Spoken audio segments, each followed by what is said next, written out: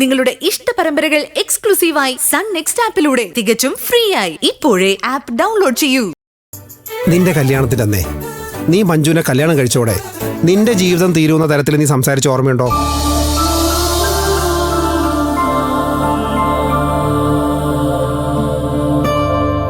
അന്നേ ഞാൻ നിന്നോട് പറഞ്ഞില്ലേ മഞ്ജു നിനക്ക് ചേർന്ന പെൺകുട്ടിയാണെന്ന്.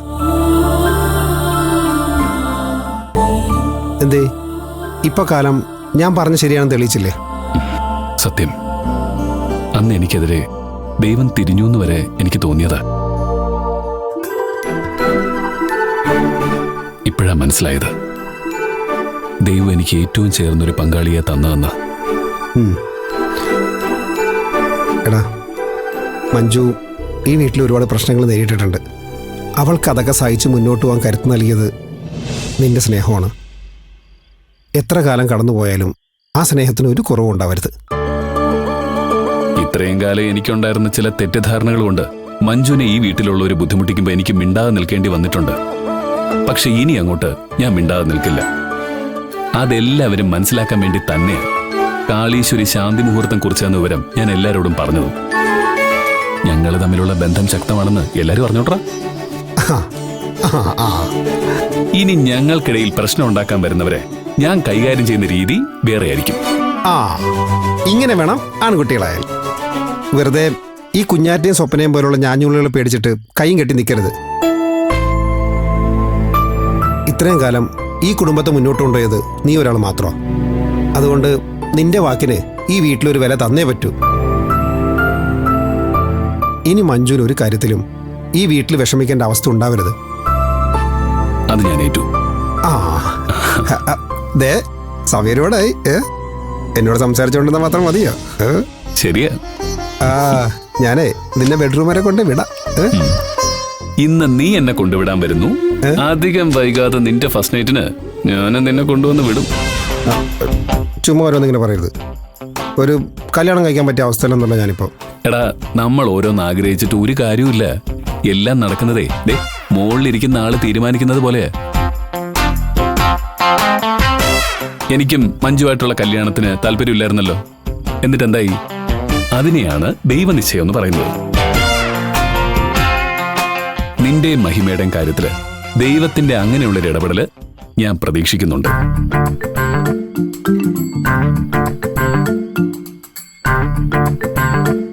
വെറുതെ അങ്ങനെ നടക്കില്ല. നടന്നാ മതിയായിരുന്നു.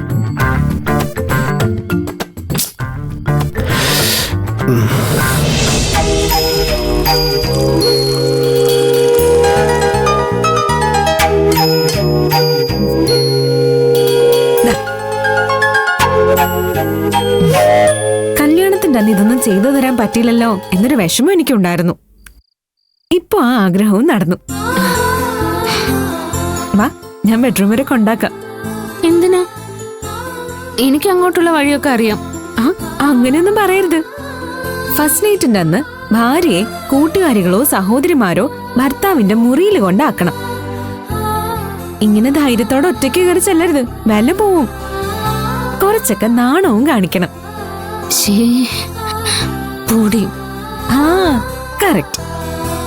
ഇതിങ്ങനെ നിലനിർത്തിപ്പോയാ മതി.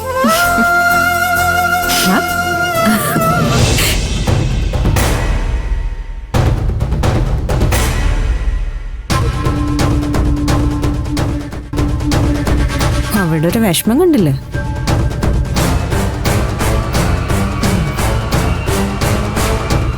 സ്വപ്നെ, ഞാനേ ചേച്ചി ഗിരിയേട്ടന്റെ മുറിയിലാക്കാൻ പോവാ. വേണമെങ്കിൽ നീയും കൂടി വന്നോ. താല്പര്യം ഇല്ല അല്ലേ? It's okay.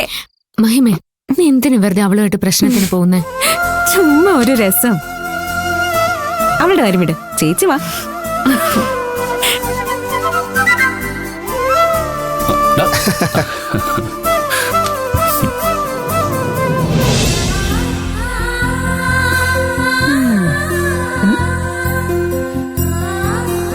ഇത് കൊള്ളാം. രണ്ടുപേരെയും മുറിയിലെത്തിക്കാൻ ഓരോരുത്തർ വെച്ചുണ്ടല്ലോ. ശരിക്കും പറഞ്ഞാലേ ഞങ്ങളെ നിങ്ങളെ മുറിയിലേക്ക് തള്ളിവിടണമെന്നാ. അതിന്റെ ഒന്നും ആവശ്യമില്ല. ഞങ്ങൾക്കേ തനിയെ കയറാൻ അറിയാം. All the best. വാതില് കുറ്റിയിടാൻ മറക്കണ്ട. ആരെങ്കിലും അറിയാതെ ഒന്ന് തുറന്നാലോ? അതൊക്കെ ഞങ്ങൾ നോക്കിക്കോളാം. എന്താ? ഏയ് ഒന്നുമില്ല. ഓ, ഇവനിപ്പോ വലിയ ആളായി. കുറച്ചു നേരം മുമ്പേ ടെൻഷൻ ഉണ്ടെന്ന് പറഞ്ഞപ്പോ ഇവന് ധൈര്യം ഒന്നും കണ്ടില്ലല്ലോ. ഏയ് അങ്ങനത്തെ ടെൻഷനൊന്നുമില്ല കേട്ടോ. ഓ ഒന്ന് പോയി തരാവോ? ഓ, നിങ്ങളെ ചേർത്ത് വെച്ച് എന്നോടന്നെ ഇത് പറയണം. ഇപ്പൊ നമ്മളൊക്കെ വെറും കറിവേപ്പില്ല. എടാ ഒന്ന് പോയി തടാ. ശരി ശരി. അപ്പൊ good night. Good night. Good night. ചെല്ല് ചെല്ല് ചെല്ല്.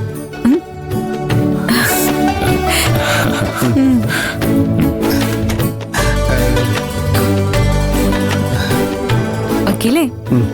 മഴ പെയ്യാൻ ചാൻസ് ഉണ്ടെന്ന് തോന്നുന്നു. ആ, നല്ല ടൈമിങ്.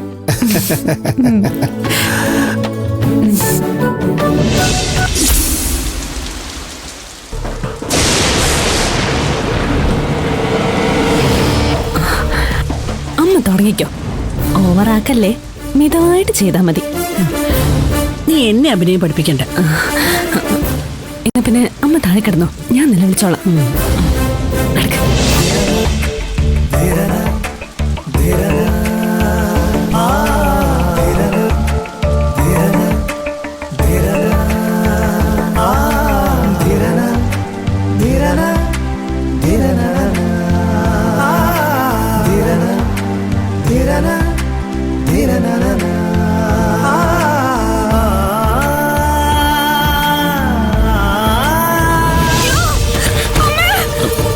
സ്വപ്നയുടെ ശബ്ദമല്ലേ?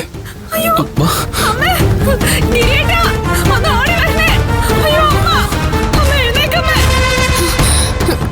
എന്താ എന്താ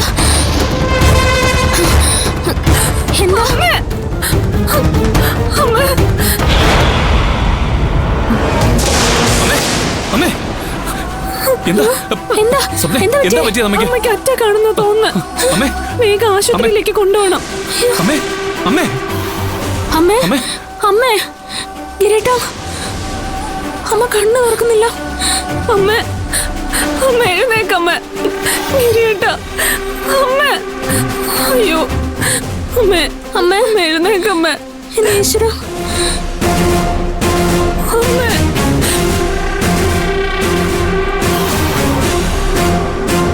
അമ്മേ അമ്മേ അമ്മേ